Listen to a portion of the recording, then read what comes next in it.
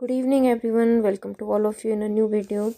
And ये video है class 6 Hindi NCERT chapter 8 और चैप्टर का नेम है सत्रिय और बिहू नृत्य। और बिहू के जाहिर सी बात है, बिहू असम राज्य में मनाया जाता है, तो ये असम राज्य से रिलेटेड ही है।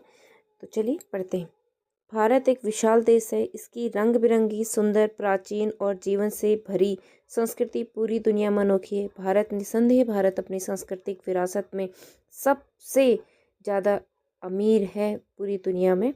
और पूरी दुनिया के लोग भारत की ओर खींचे चले आते हैं भारत की समृद्ध संस्कृति को जानने के लिए।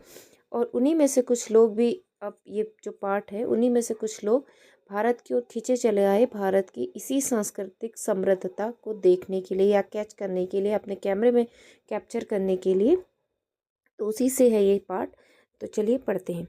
भारत के प्रत्येक स्थान का नृत्य, संगीत, कला, खान पान, भाषा, पहनावा, रहन सहन के तरीके, सब कुछ इतना मोहक मोहक मतलब सुंदर है कि पूरी दुनिया के लोग भारत की ओर खींचे चले आते हैं। इस पार्ट में भी एक परिवार एक दूसरे देश से भारत आया। आइए पढ़ते हैं कि वो कौन है, भारत में कहाँ से आए और क्यों आए। ठीक है, एक परिवार आया भारत में भारत की संस्कृति को जानने के लिए। संस्कृति क्या है? संस्कृति हमारा खान पान, रहन सहन, वेशभूषा, हमारे जो तीज हैं, हमारे त्योहार हैं, उनको मनाने का जो ढंग है, ठीक है, वो सारी हमारी जो भाषाएं हैं। और ये भी एक सच बात है कि भारत में रहने वाला कोई भी भारतीय 2 या 3 भाषाओं का ज्ञाता तो होता ही होता है ना। तो वही पढ़ते हैं। एंजेला लंदन के जाने माने इलाके के जिकटन में रहती थी। उसका स्कूल घर से दूर नहीं था। उसका कोई सगा भाई बहन भी नहीं था। उसे जेम्स और कीरा नाम के दोस्त के साथ समय बिताना पसंद था। वे सब आपस में मिलकर कई काल्पनिक खेल खेला करते थे। काल्पनिक जैसे आप भी खेलते, कई बार टीचर टीचर खेलते बच्चे। उन्हें ऐसी कहानियों का पात्र बनने में मज़ा आता था। पात्र मतलब कैरेक्टर, उनको मतलब जो ऐसे जैसे आप लोग को टीचर बनने में मज़ा आता है, या किसी कोई बच्चे जैसे टीचर टीचर खेलते हैं या ऑफिस ऑफिस खेलते हैं, तो जो चीज़ हम वहाँ पे प्ले कर रहे होते हैं वही होता है पात्र, जिनमें दूर दराज की दुनिया का जिक्र हो। एंजेला को हर उस कहानी से प्यार था जिसमें उसे ताजमहल, एफिल टावर, कोलोजियम की यात्रा पर जाना हो। उसे बिल्कुल अंदाज़ा नहीं था कि जल्द ही यात्राओं की उसकी ये कहानी सच साबित होने वाली है। एंजेला की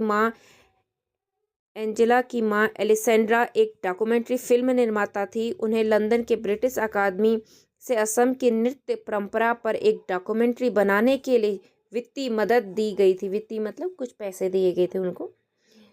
पेचीदा बात यह थी कि उनके पास इस काम को पूरा करने के लिए सिर्फ 1 महीने का वक्त था।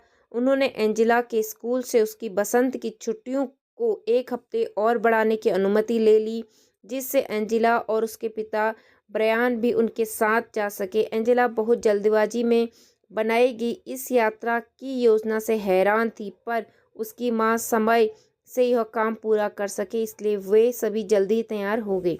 अब देखिए यहाँ पे वर्ल्ड का मैप दिया गया है। यहाँ है लंदन और यहाँ है हमारा भारत। अब वो यहाँ से विमान लेके भारत में आई, ठीक है। और भारत के पूर्वी हिस्से में है असम। ओके, चलिए। जब तक एंजेला कुछ समझ पाती तब तक लंदन से नई दिल्ली होते हुए गुवाहाटी की उड़ान पर थी। यात्रा के दौरान माँ ने एंजेला को असम की खूबसूरती के बारे में कुछ बातें बताई। असम भारत के उत्तर पूर्वी क्षेत्र में है, जिसे अपने वन्य जीवन, रेशम, चाय के बागानों के लिए जाना जाता है।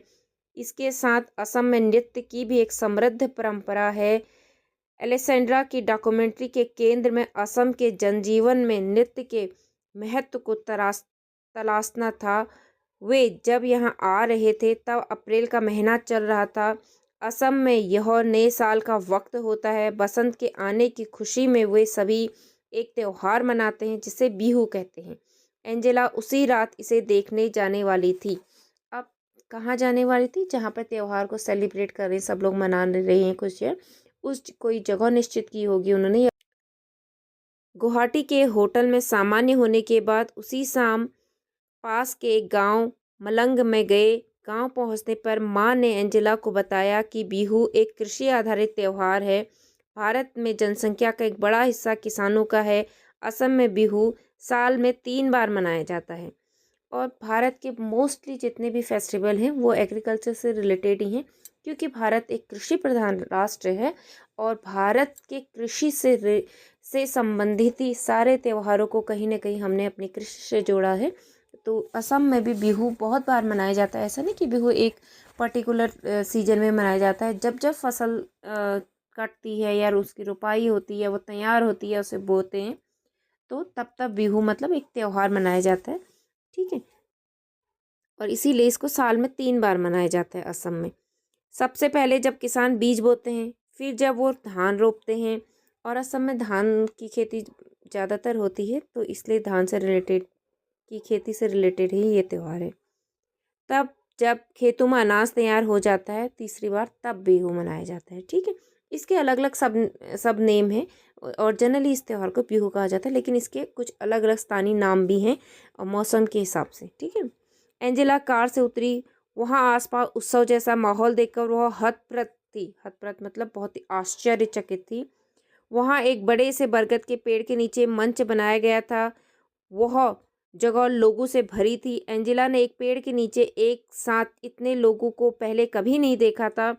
वहाँ खुले आसमान के नीचे लोगों के बीच बैठकर उसे ऐसा लग रहा था जैसे वो आश्चर्यजनक रूप से किसी टाइम मशीन में आकर बैठ गई हूँ। मतलब उस जहाँ से एंजेला आई हुई थी, उनके वहाँ ऐसा नज़ारा देखना मतलब दुर्लभ था। तो उनको ऐसा लगा कि वो टाइम मशीन से या तो बहुत आगे आ गई हैं या बहुत पीछे चली गई हैं टाइम में, या क्या वह उस वक्त किसी सपने की दुनिया में थी। वह मंत्रमुग्ध मतलब एकदम खुश हो गए, मतलब बिल्कुल कोई बोलने की स्थिति में ही नहीं है, खुशी से होकर वहाँ लड़के लड़कियों को बसंत ऋतु के आगमन पर नृत्य करते देख रही थी। एंजेला ने इस बात पर ध्यान दिया कि लड़कों ने वाद्य यंत्र ले रखे हैं और लड़कियों ने लाल बादामी रंग की गहरी डिजाइन वाली खूबसूरत पोशाक पहन रखी है। वे सभी काफी रंगीन और मस्त लग रहे थे। उनका हिलता डुलता शरीर, हाथ पैर की हलचल से समझ में आ रहा था कि वो मौज मस्ती के नृत्य में खोए हुए हैं। उनकी इच्छा हुई कि वह भी अपने घर पर बसंत के आगमन पर ऐसे ही नृत्य करेंगी। ये देखिए, ये बिहू त्यौहार मना रहे हैं सब लोग। ये लड़कियां भी हैं, लड़के भी हैं। इन्होंने वाद्य यंत्र ले रखे हैं, मतलब म्यूजिकल इंस्ट्रूमेंट। ये देखिए ढोलक बजा रहे हैं सब लोग, और कुछ अलग टाइप के वाद्य यंत्र भी हैं, ये देखिए। ठीक है, तो ये है पिक्चर बिहू मनाने की। आगे पेज में आइए। बिहू नृत्य और इसके उत्सव से अचंभित एंजेला और उसके परिवार ने इसके साथ साथ लजीज पकवानों का खूब आनंद लिया। लजीज मतलब स्वादिष्ट पकवानों का आनंद लिया। जब वे वापस लौटे तब माँ ने एंजेला से पूछा कि उसे बिहू कैसा लगा। एंजेला के मन में कई तरह के विचार चल रहे थे। उसे अच्छा लगा कि इस उत्सव और नृत्य दोनों को बिहू कहा जाता है। उसने माँ से पूछा कि क्या संगीत और नृत्य सिर्फ त्योहारों पे होते हैं। माँ ने बताया पूरी दुनिया की संस्कृतियों में लोग नृत्य और संगीत से अपनी भावनाओं को व्यक्त करते हैं। खास तौर से भारत में बहुत है मतलब ज़्यादातर ऐसा होता है। असम का बिहू नृत्य ग्रामीण जनजीवन के साथ साथ फसल लगाने से लेकर बसंत के आगमन तक से जुड़ा हुआ है। ठीक है, एंजेला की मां अगले कुछ दिन डॉक्यूमेंट्री के तथ्य जुटाने और साक्षात्कार लेने में व्यस्त रही। एंजेला ने काफ़ी सारी बातों पर दूर से ही गौर किया। उसने महसूस किया कि लंदन के जीवन से यहाँ सब कुछ कितना अलग था। उसे अपनी माँ पर गर्व हुआ। वे एक वैज्ञानिक कहानीकार की तरह है जो अपनी फिल्मों के द्वारा बहुत सी चीज़ें एक साथ दिखाते हैं। अगले दिन वे उत्तरी असम की तरफ रवाना हुए, जहाँ सभी सत्रों अर्थात मठों की पीठ है। वे सभी एक सत्र के पास रहने के लिए जाने वाले थे और सत्रिय नृत्य का फिल्मांकन करने वाले थे, मतलब उसको शूट करने वाले थे सत्रिय नृत्य को। जब वे दक्षिण पथ सत्र पहुंचे तब वहां उनकी मुलाकात रीना सेन से हुई, जो असम की एक जानी मानी लेखिका हैं। उस हफ्ते उन लोगों को रीना सेन के घर पर ही रुकना था। रीना आंटी की एक बिटिया थी, अनु। अनु और एंजिला ने तुरंत एक दूसरे की तरफ देखा। उन दोनों की ही उम्र 10 साल थी। ठीक है, दोनों ने अंग्रेजी में बातचीत शुरू की। अन्नू ने एंजिला को कुछ असमिया शब्द भी सिखाए। एंजिला को अन्नू के खिलौने बहुत अच्छे लगे, जो थोड़े अलग तरह के थे। गुड़िया, लकड़ी के खिलौने और नारियल की जटा से बने घर, कितने अनोखे खिलौने, वो सोचने लगी। उसने लंदन में ऐसे खिलौने कभी नहीं देखे थे। अन्नू का पसंदीदा खिलौना लकड़ी का बना तीर कमान था, जिसे लेकर उसे राम बनना बहुत अच्छा लग रहा था। एंजिला उसकी विरोधी बनी थी, शक्तिशाली रावण। वे एक साथ खेल रहे थे। उस कूद फांद और लड़ाई का कोई अंत नहीं था। ठीक है। एंजिला और अन्नू ने देखा कि अलेक्सेंड्रा ने वैष्णव मठ के सभागार में नृत्य कर रहे युवा साधुओं का फिल्मांकन किया। एंजेला आश्चर्य से सोच रही थी कि क्या क्षत्रिय नृत्य सिर्फ लड़कों और पुरुषों के लिए है। एंजेला और अन्नू सोच रहे थे कि काश वे भी उन युवा साधु की तरह गा सकते, नृत्य कर सकते और छद्म युद्ध लड़ सकते। छद्म युद्ध मतलब जब खेल खेल में युद्ध लड़ते हैं उसको कहते हैं। ठीक है। माँ ने एंजेला को बताया कि 20वीं शताब्दी के मध्य में कुछ साधु मठों से बाहर आकर पुरुषों और महिलाओं को क्षत्रिय नृत्य सिखाने लगे। शुरू में ऐसे साधुओं को मठों से निकाल दिया गया, लेकिन आधुनिक दौर में महिला क्षत्रिय कलाकारों के लिए मंच पर नृत्य करना आम बात हो गई है। उस रात माँ महिला क्षत्रिय नृत्यांगनाओं का फिल्मांकन करने वाली थी। अब आगे आई। एंजेला बहुत उत्साहित थी, मतलब खुश थी। उसने रीना आंटी से आग्रह किया कि वे अन्नू को भी क्षत्रिय नृत्य में महिला नृत्य देखने के लिए साथ आने दें। आंटी ने स्वीकृति दे दी। उस रात अन्नू और एंजिला क्षत्रिय नृत्य देखने गए, जिसमें भगवान विष्णु के 2 द्वारपाल जय विजय की कहानी थी। पर्दा उठा। एंजिला ने देखा कि सफ़ेद पगड़ी नुमा टोपी में 2 महिलाएं नृत्य और नाटक की शैली में कमाल का अभिनय कर रही हैं। जैसे जैसे कहानी आगे बढ़ी, उन दोनों ने देखा कि किस तरह जय विजय ने कई बड़े ऋषियों को भगवान विष्णु से मिलने नहीं दिया, क्योंकि उस वक्त भगवान विष्णु सो रहे थे। वे ऋषि नाराज हो गए। उन्होंने जय विजय को असुर बनने का श्राप दिया। भगवान विष्णु की नींद जब टूटी, तब उन्हें अपने द्वारपालों को बचाने के लिए आना पड़ा। उन्होंने वचन दिया कि वे जय और विजय को मारकर उन्हें श्राप से बचा लेंगे। बाद में जय और विजय दोबारा भगवान विष्णु के द्वारपाल बन गए। ठीक है। एंजिला को यह कहानी नाटकीय और दिलचस्प लगी, मतलब उनको कुछ सच्चाई जैसे नाटक जैसा लगा और दिलचस्प लगी, लेकिन उनको इसमें रुचि भी जागी। क्षत्रिय महिला नृत्यांगनाओं ने जिस प्रकार की शक्ति, बल और आकर्षक प्रदर्शित किया, वह अद्भुत था। एंजिला को लगा कि उन महिला कलाकारों की प्रस्तुति शास्त्रीय नृत्य करने वाले पुरुष कलाकारों से भी बेहतर थी। ये है शास्त्रीय नृत्य गानाएं। ठीक है। इसके बाद के दिनों में अन्नू और एंजिला के ख्यालों में बस शास्त्रीय नृत्य ही घूम रहा था। उन दोनों ने स्वर्ग के द्वारपाल जय विजय की तरह हथियार और तलवार चलाते हुए नृत्य किया। एलेसेंड्रा बच्चों की इस उत्सुकता को समझ गई और वो उन्हें क्षत्रिय कलाकारों के होने वाले साक्षात्कार में साथ ले गई। एंजिला और अनु बहुत खुश थी।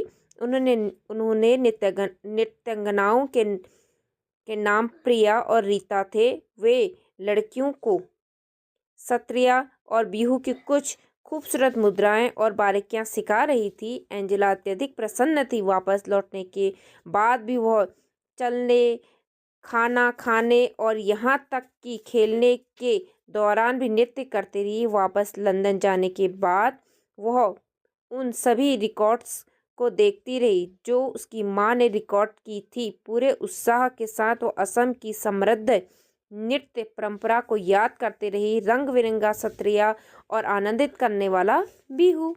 ठीक है। अब जो एंजिला है वो अपने देश लौट गई हैं। उनकी माँ ने जो डॉक्यूमेंट्री बनानी थी वो बना ली होगी। ठीक है। माँ उसकी गहरी रुचि को समझ गई। किसकी माँ? एंजिला की। उन्होंने पापा के साथ मिलकर एंजिला के लिए असमी नृत्य का एक शानदार योजना तैयार की। एंजिला ने लंदन में अपनी कक्षा में स्वयं किए गए नृत्य की वीडियो रिकॉर्डिंग के साथ उसका प्रदर्शन किया। उसके सहपाठियों और शिक्षकों को बहुत पसंद आया। एंजिला इस बात से बहुत रोमांचित थी कि वह असम के खूबसूरत नृत्यों की झलक उन सभी को दिखा पाई। उसे बहुत अच्छा लग रहा था। माँ को भी हर बार ऐसा ही अच्छा लगता होगा जब वो कोई फिल्म बनाती होंगी। अब एंजेला के पास अपने लिए असम के नृत्यों, बिहू और सत्रिया के साथ अपना खुद का मनोरंजन था। मतलब उसको सत्रिया नृत्य में अब इंटरेस्ट जाग गया, बहुत ज़्यादा वो उस नृत्य को पसंद करने लगी। लेखिका हैं जया मेहता और इसका अनुवाद किया है शिवेंद्र कुमार सिंह ने। ठीक है। जया मेहता एक नृत्यांगना, लेखिका, शिक्षिका और आप जैसे बच्चों की मित्र भी हैं। इसीलिए तो वो इतनी सरलता से आपके लिए भारतीय नृत्यों की सुंदरता और बारीकियों को शब्दों में पिरो लेती हैं। उनका जन्म 1977 में हुआ। यह पाठ उनकी भारतीय नृत्यों से जुड़ी एक पुस्तक नृत्य कथा से लिया गया है, जिसका हिंदी अनुवाद शिवेंद्र सिंह ने और चित्रांगन सुरुबा नतालिया ने किया है। जया मेहता स्वयं भी ओडिसी नृत्य में पारंगत हैं और कई वर्षों से देश विदेश में नृत्य प्रस्तुतियां दे रही हैं। ठीक है, आगे आइए। तो ये पाठ है, पाठ से आगे अब देखिए, नीचे दिए गए प्रश्नों का सटीक उत्तर कौन सा है, उसके आगे स्टार बनाइए। माँ एलेक्सेंड्रा के बारे में कौन सा कथन सत्य है? वो असम के जीवन के बारे में बहुत कुछ जानती थी। उन्हें असम बिहू और सत्रिया नृत्य से बहुत प्रेम था। उन्हें एंजेला को कुछ असमी शब्द भी सिखाए। वे अपने कार्य में सहायता के लिए बेटी को लाई थी। उन्हें बहुत कुछ जानकारी थी उसके बारे में, असमिया नृत्य के बारे में। ठीक है, यहाँ पे अनु और एंजेला ने तुरंत एक दूसरे की तरफ देखा। क्यों? अनु के पास खिलौने थे, दोनों की आयु समान थी, दोनों को अंग्रेजी भाषा आती थी। एंजेला अनु से असमिया भाषा सीखना चाहती थी क्योंकि दोनों की आयु समान थी। तो यहाँ पर आप बनाएंगे स्टार। और ऐसा नहीं है कि आपका ऑप्शन कुछ और भी सही हो सकता है, जो भी ऑप्शन आपको करेक्ट लगे आप उसके बाद उसके आगे स्टार बना सकते हैं, बट उसके बारे में आपको डिस्कस भी करना पड़ेगा कि आपने वो ऑप्शन को क्यों चूज़ किया। अब देखिए, मिलान करिए, आगे आइए, मिलान करिए। स्तंभ 1, स्तंभ 2। सत्र, सत्र क्या है? सत्र हैं असम, ये असम के मठ हैं। इनकी संख्या 500 से भी ज़्यादा है। ये पूजा पाठ और धार्मिक गतिविधियों के स्थान है। सत्रिया नृत्य की उत्पत्ति इन्हीं सत्रों से हुई है। ठीक है। बोहाग बिहू,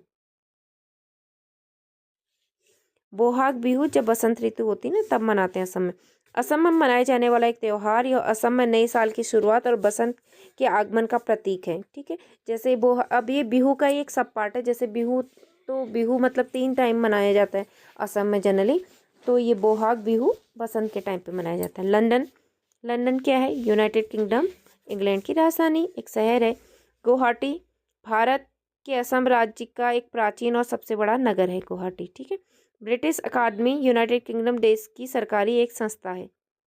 20वीं शताब्दी, ग्रेगोरियन कैलेंडर के अनुसार 1 जनवरी 1901 से 31 दिसंबर 2000 तक 20वीं शताब्दी थी। 2001 के बाद अभी ये कौन सी शताब्दी चल रही? 21वीं। ठीक है। पंक्तियों पर चर्चा, अब देखिए इनमें चर्चा करनी है आपने। असम भारत के पूर्वोत्तर क्षेत्र में है, जिसे अपने वन्य जीव, रेशम, चाय के बागानों के लिए जाना जाता है। इसके साथ असम में नृत्य की भी एक समृद्ध परंपरा है। निसंदेह असम केवल चाय के बागानों के लिए ही नहीं जाना जाता, असम की अपनी एक समृद्ध सांस्कृतिक परंपराएं भी है, सांस्कृतिक धरोहरें भी हैं। और असम में एक तो असम के जो सिल्क है वो बहुत ज़्यादा फेमस है। दूसरा, वहाँ का जो नृत्य है वो भी बहुत फेमस है। तीसरा, बिहू जो त्यौहार मनाया जाता है वो भी बहुत फेमस है। असम अपने आप में एक समृद्ध और सांस्कृतिक रूप से एक समृद्ध राज्य है। ठीक है। पूरी दुनिया में संस्कृतियों में लोग नृत्य और संगीत से अपनी भावनाओं को व्यक्त करते। निसंदेह केवल भारत में ही नहीं, हमें ऐसा नहीं सोचना चाहिए कि केवल भारत में ही जो त्योहारों के मौसम में नृत्य और संगीत किया जाता है।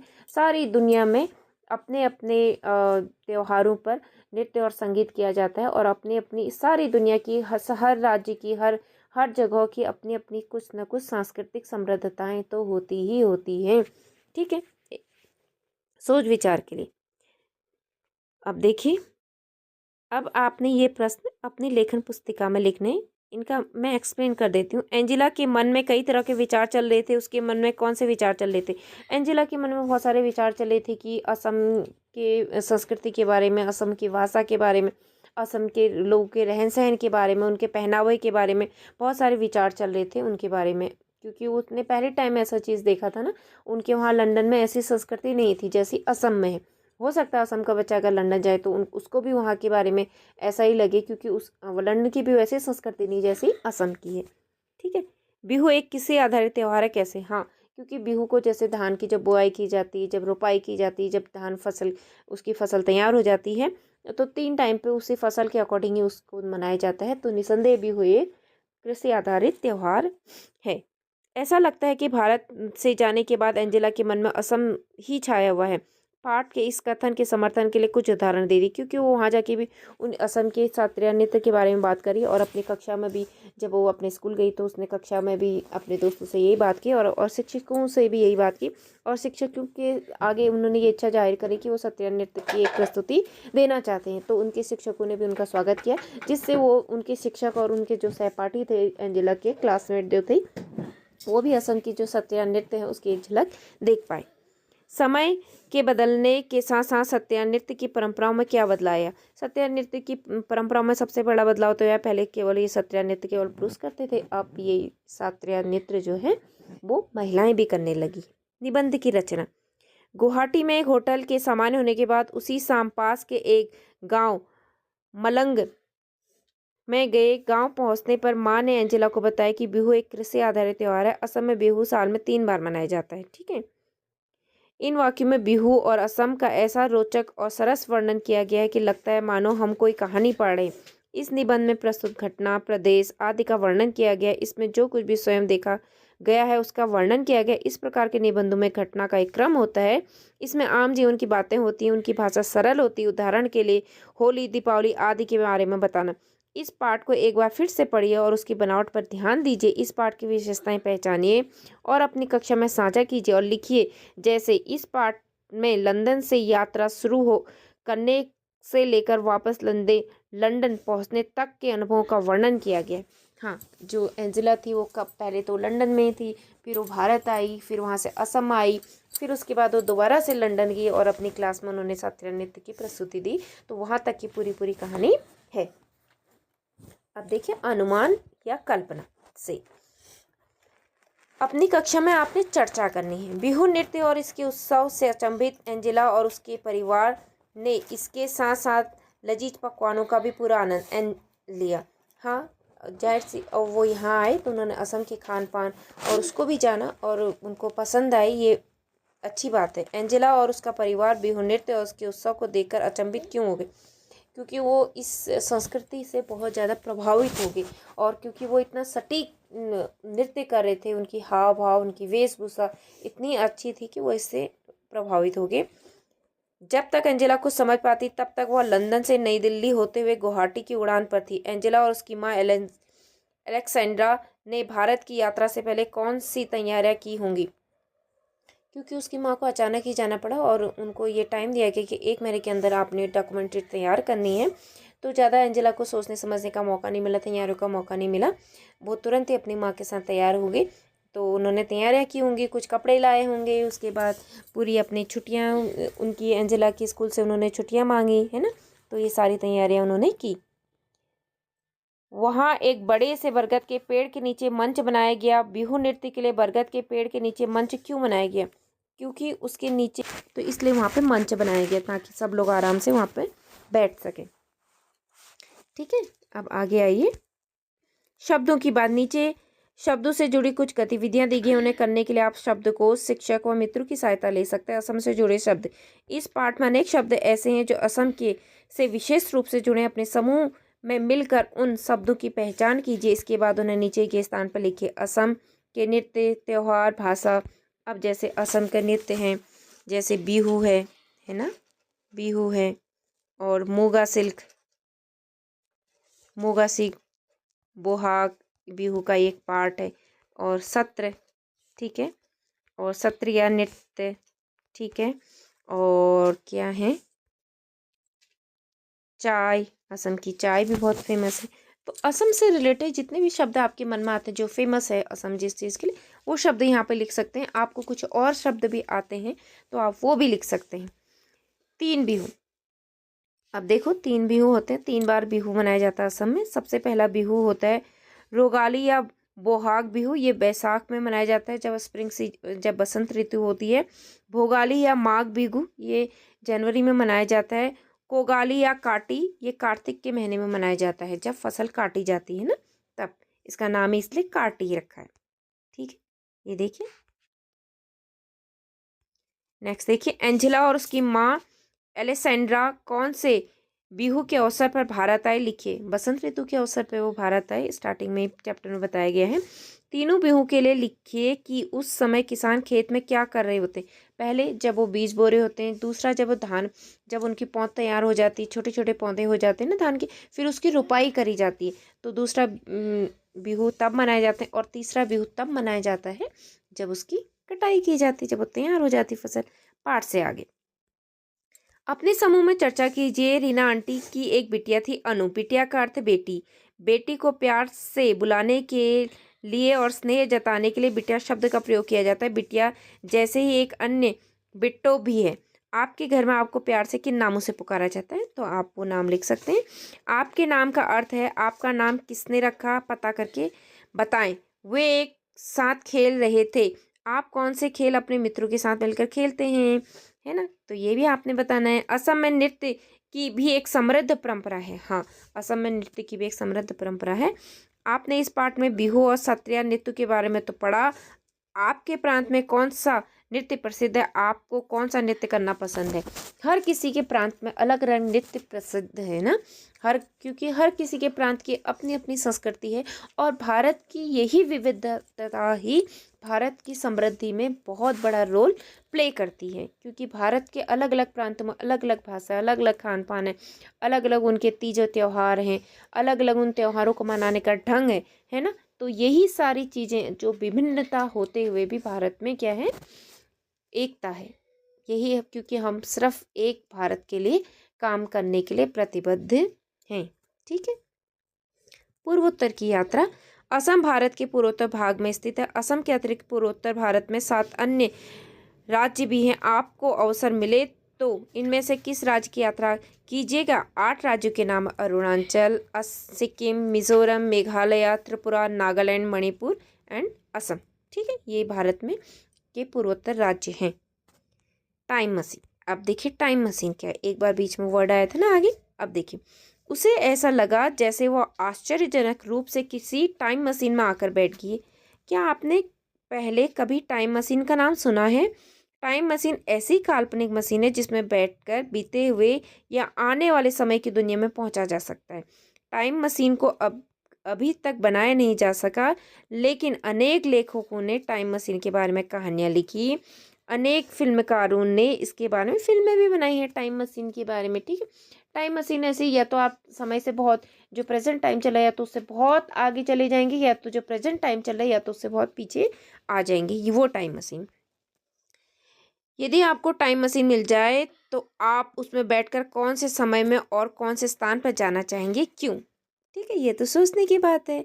आपको यदि कोई ऐसी वस्तु बनाने का अवसर मिले तो अभी तक नहीं बनाई गई हो, तो आप क्या बनाएंगे। जाहिर सी बात है, आप भी टाइम मशीन ही बनाओगे ना। गो। क्या आपने कभी किसी संग्रहालय की यात्रा की है। संग्रहालय मतलब म्यूजियम। संग्रहालय ऐसा स्थान है जहाँ विभिन्न कलाओं के प्राचीन वस्तुएं देखने को मिलती हैं। कभी कभी संग्रहालय की यात्रा भी टाइम मशीन की यात्रा जैसी लगती है। जैसे कई बार होता है म्यूजियम में बहुत पुरानी पुरानी चीज़ें भी रखी गई होती हैं। अगर जैसे वॉर म्यूजियम होता है, उसमें वॉर की चीज़ें रखी गई होती हैं, कितने वॉर लड़े, है ना, 71 की वॉर, 65 की वॉर, ऐसे ऐसे वॉर की चीज़ें रखी रहती। उस समय हमको लगता है कि हम उसी टाइम पीरियड में चले गए हैं। ठीक है। खिलौने विभिन्न प्रकार के। एंजेला को अन्नू के खिलौने बहुत अच्छे लगे, जो थोड़ा अलग तरह के थे। अन्नू के खिलौने कैसे थे। लंदन में एंजेला के खिलौने कैसे रहे होंगे। अन्नू के खिलौने लकड़ियों से बने थे, और जो उसके घर बने थे खिलौने, वो नारियल के जटाओं से बने थे। जाहिर सी बात है एंजेला के खिलौने वैसे नहीं होंगे, इसीलिए उसको थोड़ा अलग लगे ना। आप घर पर कौन कौन से खिलौनों से खेलते हैं, उनके नाम बताइए। हाँ, आप भी घर में जरूर कुछ ना कुछ खिलौनों से तो खेलते ही होंगे, उनके नाम भी होंगे कुछ। भारत के प्रत्येक प्रांत में हाथ से बच्चों के अनोखे खिलौने बनाए जाते हैं। आपके यहाँ बच्चों के लिए हाथ से बने कौन कौन से खिलौने मिलते हैं। हर प्रांत में भारत के अलग अलग खिलौने बच्चों के लिए बनाए जाते हैं, और बहुत सारे खिलौने तो हैंडमेड होते हैं, जो हाथ से बनाए गए होते हैं। भारत के बच्चे स्वयं भी अपने लिए अनोखे खिलौने बना लेते हैं। आप भी तो कागज, मिट्टी आदि से कोई ना कोई खिलौना बनाते ही होंगे। और कागज से सबको एरोप्लेन बनाना तो आता ही है। आप अपने हाथों से बनाए किसी खिलौने को कक्षा में लाकर दिखाएं और उसे बनाने का तरीका सबको समझाएं। ठीक है, ये देखिए, ये लकड़ी के खिलौने हैं, ये भी है। एक ऐसे डंडे में चिड़िया बनाई और उनको लगा दिया। ठीक है, ये भी जूट से बने खिलौने हैं, ये भी हाथ का बना खिलौना है, ये भी हाथ का बना खिलौना है। ठीक है, पत्र, मान लीजिए आप एंजेला हैं, आप लंदन लौट चुकी हैं और आपको भारत की बहुत याद आ रही। अपनी सखी अनु को पत्र लिखकर बताइए कि आपको कैसा अनुभव हो रहा है। तो यहाँ पर आपने पत्र लिखना है अनु को। ठीक है, खोई, आप जानते होंगे कि पत्र लिखने के लिए आवश्यक सामग्री पोस्ट कार्ड, अंतर्देशीय लिफाफे आदि डाकघर से खरीदे जा सकते हैं। संभव हो तो आप भी अपने घर के पास के डाकघर में जाएं और पोस्ट कार्ड खरीदकर पत्र लिखने के लिए उसका उपयोग कीजिए। क्या आपने कभी डाक टिकट देखा है? संसार के सभी देश डाक टिकट जारी करते हैं। भारत का डाक विभाग भी समय समय पर डाक टिकट जारी करता है। डाक टिकट किसी देश की संस्कृति के बारे में बहुत महत्वपूर्ण जानकारी भी उपलब्ध कराते हैं। इसलिए अनेक लोग देश विदेश के डाक टिकटों को एकत्रित करना पसंद करते हैं। नीचे भारत के विभिन्न लेखकों के सम्मान में जारी किए गए कुछ डाक टिकटों के चित्र दिए गए, इन्हें ध्यान से देखिए। ठीक है, अब देखिए, एक ये देखिए, ये रहीम है, ये सुभद्रा कुमारी चौहान, रविन्द्रनाथ टैगोर, ये सब होंगे। ठीक है, ये डॉक्टर वृंदावन लाल वर्मा हैं, श्री लाल शुक्ल हैं, प्रेमचंद्र हैं। ठीक है, मैथिली शरण गुप्त हैं ये, और ये भारतेंदु जी हैं, और अन्य। ठीक है, और ये हजारी प्रसाद द्विवेदी हैं, ये शंभुनाथ सिंह हैं, प्रताप नारायण मिश्र हैं, हरिवंश राय बच्चन हैं, कुबेर नाथ राय हैं। ठीक है, ये सारे क्या हैं? भारतीय हिंदी साहित्य के कवि हैं। ठीक है,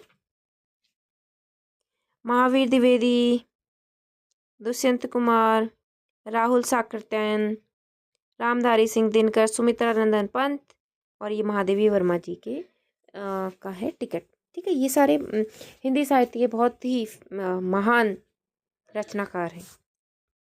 आपको इनमें से कौन सा डाक टिकट सबसे अच्छा लगा और क्यों? डाक टिकटों पर लेखकों के बारे में कौन सी जानकारी दी गई है? आज की पहली लेखकों के बारे में ये जानकारी है कि ये हिंदी साहित्य के बहुत ही ज़्यादा समृद्ध और बहुत महान रचनाकार हैं। इन्होंने साहित्य में बहुत कुछ लिखा है। अगर इनके एक एक के बारे में अगर मैं एक दो पॉइंट में बताने लगूँ तो बहुत ज़्यादा क्या है कि ये वीडियो बहुत ज़्यादा लंबी हो जाएगी। ठीक है, फिर आगे कभी हम लोग डिस्कस करेंगे भारतीय लेखकों के बारे में। आज की पहेली, आप देखिए पहेली क्या है। आज हम आपके लिए लाए हैं कुछ असमी पहेलियाँ। हो सकता है इनमें से कुछ पहेलियाँ को पढ़कर आपको लगे अरे ये पहेली तो मेरे घर पर भी बूझी जाती है। तो कुछ पहेलियाँ आप पहली बार बूझेंगे। तो आइए आनंद लेते हैं रंग बिरंगी पहेलियों का। हाथी दांत कदमर पात, हाथी के दांत सी कदम के पात सी, पानी आसे मांस नाई, हाबी आसे बाग नाई। पानी है पर मछली नहीं, जंगल है पर बाग नहीं। नारियल है ना। आई बुलेली ने लागी, बोपाई बुलेली लागी, लग लग लग कहे तो ना लगे, बेलक कहे तो लग जाए। और सई चरण कृष्ण वरण, पेट कटी लेई नाई मरण। काला तन है और 6 हैं चरण, पेट कटे पर भी ना मरण। चींटी। ठीक है, झरोके मतलब खिड़की से। अब यहाँ पर नीचे असम के प्रसिद्ध सिल्क के बारे में बताया गया है, मुगा सिल्क के बारे में, और जो बहुत ही फेमस है असम की संस्कृति में, ये भी बहुत इम्पोर्टेंट है। असम भारत के पूर्वोत्तर क्षेत्र में है, जिसे अपने वन्य जीव, रेशम और चाय के बागानों के लिए जाना जाता है। आपने पढ़ा है कि असम का रेशम, जिसे मुगा सिल्क भी कहा जाता है, बहुत प्रसिद्ध है। क्या आप जानना चाहते हैं यह क्या है, कैसे बनता है, क्यों प्रसिद्ध है? ठीक है। अब ये जानने की चीज़ें आप लोग ध्यान से सुनिएगा। कुछ वर्ष पूर्व मेरी नियुक्ति गुवाहाटी हवाई अड्डे पर हुई। वहाँ पर प्रायों में महिलाओं को एक विशेष प्रकार की आकर्षक साड़ी पहने देखता था। यह साड़ी सदैव भूरे सुनहरे रंग की झिलमिली सी होती थी। उस पर अधिकतर पारंपरिक ढंग से लाल या काले बॉर्डर या हरे, लाल अथवा पीले रंग के बूटे आदि की कढ़ाई रहती थी। कुछ समय पश्चात जब मैं असम के एक विवाह समारोह में गया तो वहाँ भी अधिकतर महिलाएं उसी प्रकार की अन्य चमकीली भूरी सुनहरी साड़ियाँ पहनकर आई। अनेक पुरुषों ने भी उसी प्रकार के भूरे सुनहरे रंग के कुर्ते पहने हुए थे। बस केवल रंगों में हल्का या गहरा का अंतर था। मैंने अपने एक असमी मित्र से पूछा कि यह कैसा भूरा चमकीला कपड़ा है। मित्र ने बताया कि यह भूरा नहीं बल्कि सुनहरा है। यह असम की सुप्रसिद्ध मूंगा सिल्क है जो सभी प्रकार के रेशमों में सबसे महंगा होता है। मूंगा का असमी भाषा में अर्थ है पीला या गहरा भूरा और इसकी सबसे बड़ी विशेषता है कि संपूर्ण विश्व में यह केवल असम और देश के पूर्वोत्तर राज्यों में तैयार होता है। यह असम की प्रकृति द्वारा दिया गया अनमोल और अद्वितीय उपहार है। जाहिर सी बात है, असम की जो प्रकृति है ना, असम का जो पेड़ पौधे हैं, जो वहाँ का वातावरण है, उसी में ये बनता है। मित्र ने यह भी बताया कि मूंगा सिल्क की साड़ियाँ की एक खूबी यह है कि ये अन्य रेशमी कीड़ों के विपरीत इनको ड्राई क्लीन करने की आवश्यकता नहीं होती, बल्कि इन्हें घर पर ही धोया जा सकता है। हर धुलाई के बाद इनका निखार बढ़ता जाता है। एक साड़ी औसतन 50 वर्ष तक खराब नहीं होती। ऐसा माना जाता है कि मूंगा रेशम सभी प्रकार के प्राकृतिक रूप से तैयार किए जाने वाले कपड़ों में सबसे मजबूत होता है। इसके अलावा इसे गर्मी या सर्दी किसी भी मौसम में पहना जा सकता है। असम के लोगों का मानना है कि मूंगा सिल्क के कपड़ों में अनेक औषधीय गुण भी होते हैं। ठीक है, यह है असम के मूंगा सिल्क के बारे में एक छोटी सी जानकारी। साझी समझ, आपको इस लेख में दी गई कौन सी जानकारी सबसे अच्छी लगी? आप बताइए। मुझे तो सबसे अच्छी जानकारी ये लगी कि 50 साल तक वो साड़ी खराब नहीं होती। खोजबीन के लिए आपको भी कुछ लगा होगा। असम सहित पूर्वोत्तर भारत में आप और जान सकते हैं। भारत के पारंपरिक लोक संगीत का आनंद भी ले सकते हैं। इन्हें इंटरनेट कड़ियों QR कोड की सहायता से पढ़ें और देखें और समझें। असम बिहू लोकगीत, सत्रिया नृत्य, मणिपुरी नृत्य, भारत के लोक नृत्य, पूर्वोत्तर राज्यों के लोक नृत्य, भाषा संगम, असमिया, मुकोली बिहू, तो इनके बारे में आप खोज सकते हैं और अपनी जानकारी को और ज़्यादा बढ़ा सकते हैं भारतीय संस्कृति के बारे में। ठीक है, अब ये चैप्टर होता है हमारा यहीं पर complete. Thank you for watching all of you. और अगर आपका इस पार्ट से रिलेटेड कोई भी क्वेश्चन है तो आप मुझे कमेंट कर सकते हैं। अभी के लिए इतना ही, मिलते हैं नेक्स्ट पार्ट में। तब तक के लिए बाय और पढ़ते रहिए। जय हिंद। ठीक है।